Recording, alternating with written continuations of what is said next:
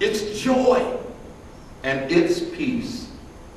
And I know that each and every one of us were created to live in peace and to live in joy and to live in prosperity and to live in the kingdom, queendom, moredom, alldom of God. And what's God?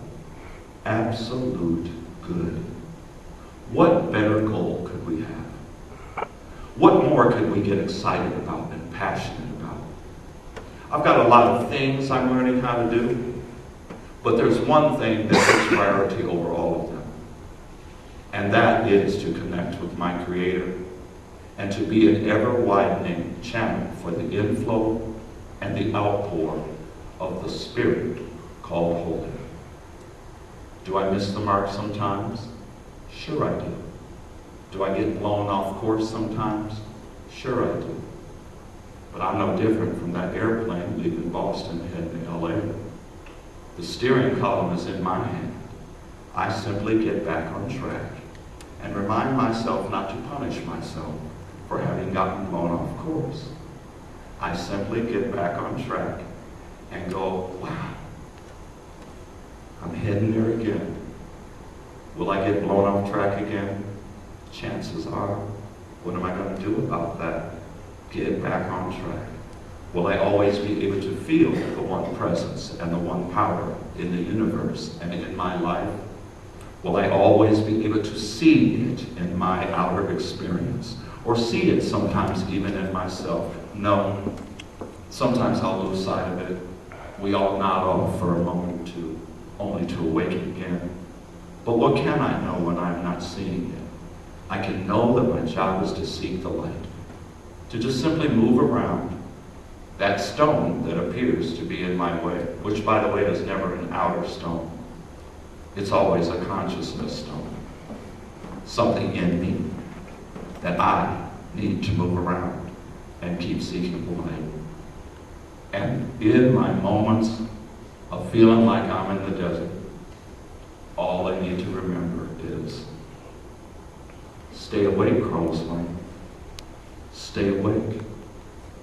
Because every once in a while, dude, you can feel it move. Hold on. Hold on. Hold on. Hey, the game is fixed. You've already won. You're just living the story of how you overcame every sense of littleness. You're living the story of how you overcame every sense of separation.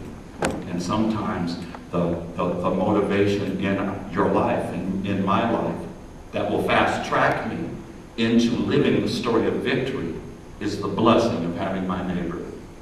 If I didn't have her, I would not have the motivation to make sure that I am like a tree standing by the water that can't be moved. Thank God for her. She is my professor. She is trying to make sure she gets me ready to graduate. Graduate from all sense of feeling like I'm the victim of other people's circumstances and things. Graduate from thinking I'm a puppet. Graduate from acting like a machine and coming into the fullness of my glory. Thank God for her. I once asked God to send me an angel. I had no clue. I had no clue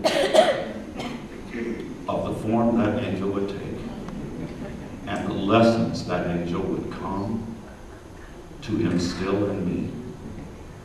Not so that I can feel more like a victim, but so that I can know I am victorious.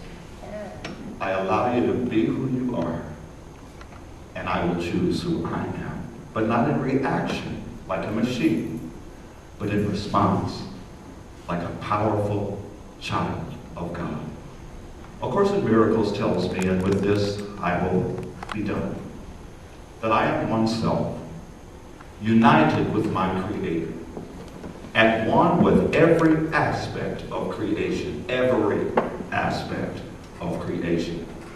and that I am limitless in power, and that I am limitless in peace. So to everyone, I offer quietness.